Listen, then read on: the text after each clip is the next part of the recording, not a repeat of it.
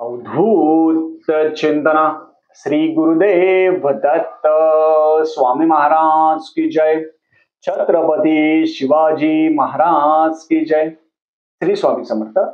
आज मी आपल्याला अमावस्येच्या दिवशी करायची विशेष सेवा.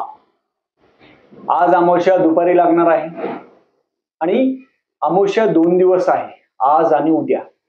त्यावेळेस कोणती सेवा करायची त्याच्याबद्दल मी आज पूर्ण माहिती सांगणार आहे. चॅनलवर पहिल्यांदा आला असेल तर अवश्य सबस्क्राईब करा, म्हणजे येणार नवीन व्हिडिओ श्री स्वामी समर्थ महाराजांची गुरुचरित्राची आणि नवनाथ पारायणाबद्दल माहिती भेटेल. आज सगळ्यांनी आपलं घर आहे, अमावस्या म्हणजे स्वच्छता. सगळ्यांनी आपल्या घरातील जाळे जुमटे असेल ते काढावे.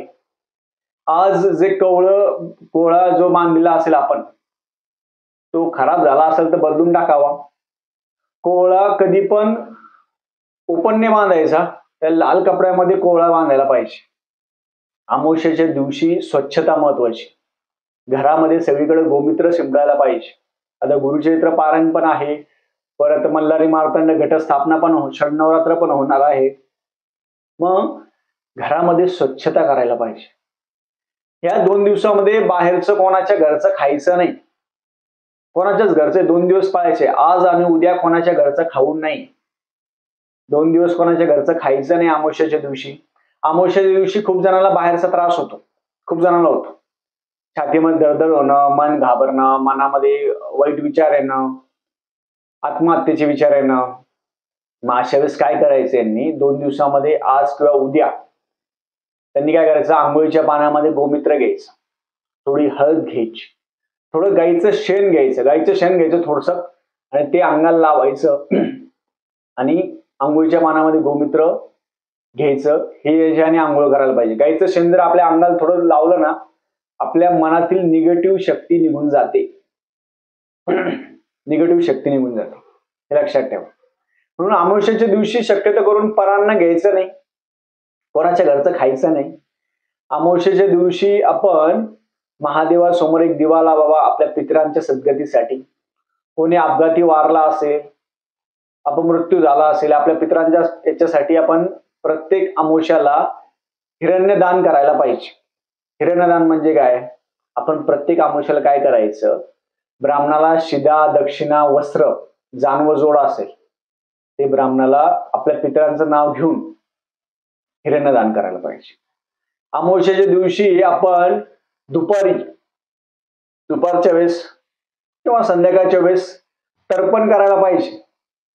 ज्यांचे आई वडील असेल त्यांनी तांदूळाने करायचं, ज्यांचे आई वडील नसेल त्यांनी काळ्या तिळाने तर्पण करायचं. पितराचं नाव घ्यायची आणि अंगठ्याने तर्पण करायला पाहिजे.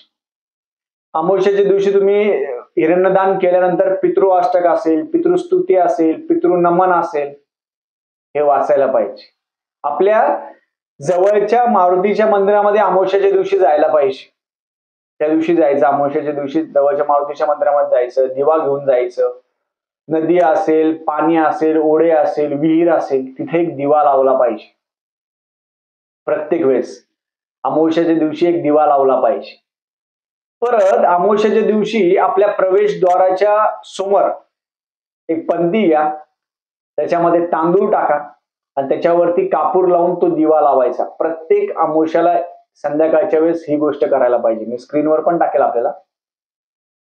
एक पंती घ्यायची, त्याच्यावर तांदूळ टाका, त्याच्यावरती कापूर लावा आणि तो दिवा लावा.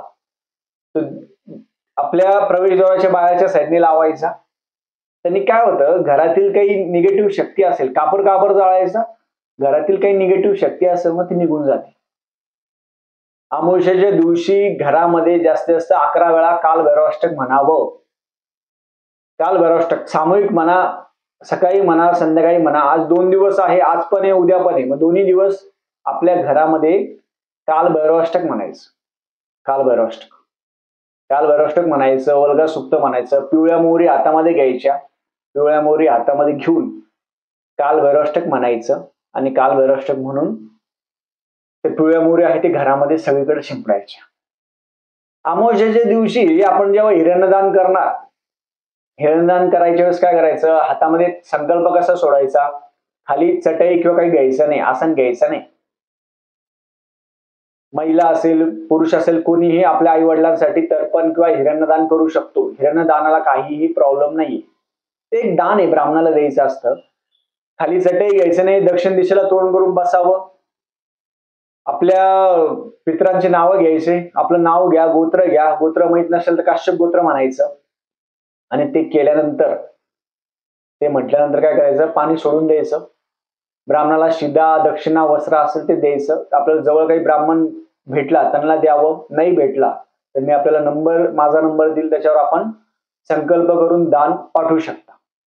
ते दान आपण गाणगापूर अन्नदान असेल किंवा माझ्या घरासमोर जे महादेवाचं मंदिर आहे त्याच्यासाठी आपण ते वापरतो.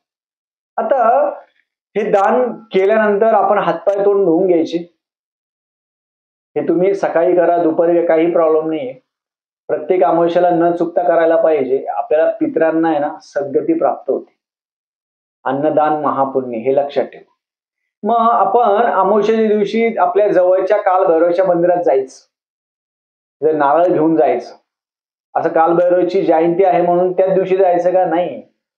जे महाराजांचे सेवेकरी आहे, दत्त महाराजांचे सेवेकरी आहे, त्यांनी प्रत्येक अमावस्याला कालभैरवाच्या मंदिरात जायचं.